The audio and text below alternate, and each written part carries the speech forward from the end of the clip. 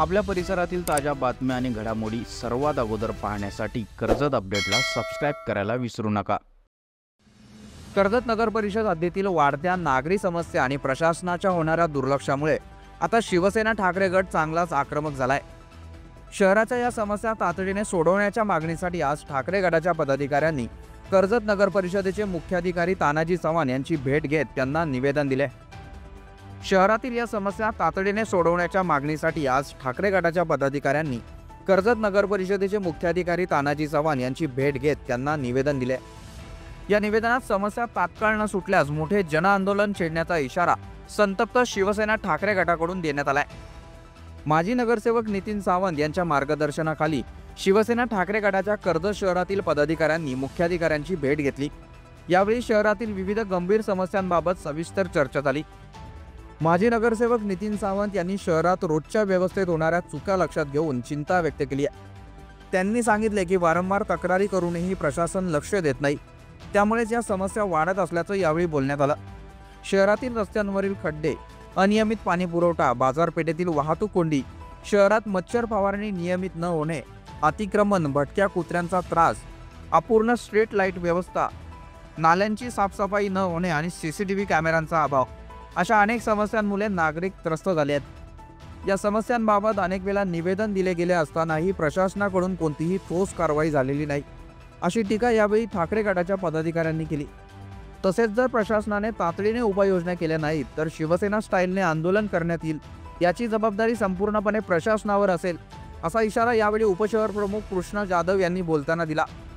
कर्जत शहरामध्ये आम्ही आज शिवसेना उद्धव बाळासाहेब ठाकरे पक्षाच्या वतीने कर्जत शहरातील सर्व पदाधिकाऱ्यांना घेऊन आज मुख्याधिकारी यांना जागरूक करण्यासाठी आलो होतो की प्रशासन आपलं झोपलेलं आहे। कर्जत शहरातील अनेक नागरिक आज 2-2.5 वर्ष झाली प्रशासन लागल्यापासून त्रस्त आहेत। कर्जत शहरामध्ये भटक्या कुत्र्यांची समस्या, कर्जत शहरात पडलेले खड्डे, कर्जत शहरामध्ये अनेक लोक समस्येने त्रस्त आहेत, परंतु प्रशासकीय यंत्रणा कुठल्याही प्रकारचं आज नागरिकांच्या समस्यांना तोंड देत नाही व समस्यांना वाचा फोडत नाही। आज कर्जतच्या नगरपालिकेच्या हद्दीमध्ये आज लोकांना पार्किंगचा सगळ्यात मोठा प्रश्न आहे आणि आज आम्ही कर्जत शहराच्या वतीने शिवसेना उद्धव बाळासाहेब ठाकरे तसेच आदरणीय नितीनदादा सावंत यांच्या नेतृत्वात आज आम्ही कर्जत शहरातील पार्किंगचा सगळ्यात मोठा प्रश्न सोडवण्यासाठी आम्ही एक जागा सुचवली आहे। ती म्हणजे कर्जतची बंद पडलेली पोलीस स्टेशनची जी जागा आहे, पोलीस लाईन बाजारपेठेतलं मराठी शाळेच्या बाजूला, ही कर्जत शहरातील नागरिकांसाठी एक चांगली सोय होऊ शकते।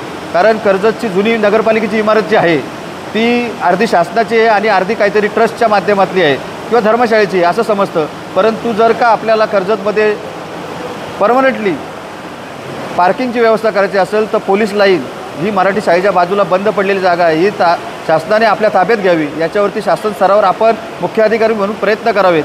तसेच काही ठिकाणी अजूनही पाणी वेळेवर येत नाही, कमी दाबाने येतो। गार्डनची आज अवस्था बघाल तर खूप गंभीर आहे। आज बऱ्याच ठिकाणी चोऱ्यांचे प्रमाण वाढलेले आहेत। साहेबांना आम्ही तेच जाणून दिलं की या ठिकाणी CCTV जे कॅमेरे आहेत ते बंद पडलेले आहेत।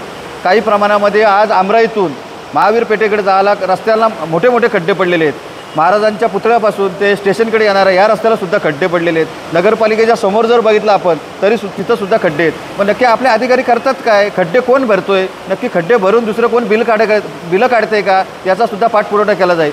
मुद्रे, नाना मास्तर नगर, गुरुनगर या भागात सुद्धा अनेक ठिकाणी खड्डे पडलेले आहेत। गटारांची साफसफाई नाही, गटारांची साफसफाई नसल्यामुळं मच्छर फवारणी कमी प्रमाणात होते, त्याच्यामुळं नागरिकांना डेंग्यू, मलेरिया या साथीच्या रोगांसारखे आजार पैदा झालेले आहेत आणि याला प्रशासन जबाबदार आहे। कुठल्याही प्रकारचं शासकीय अधिकारी, आरोग्य अधिकारी यांचं लक्ष नाही आहे।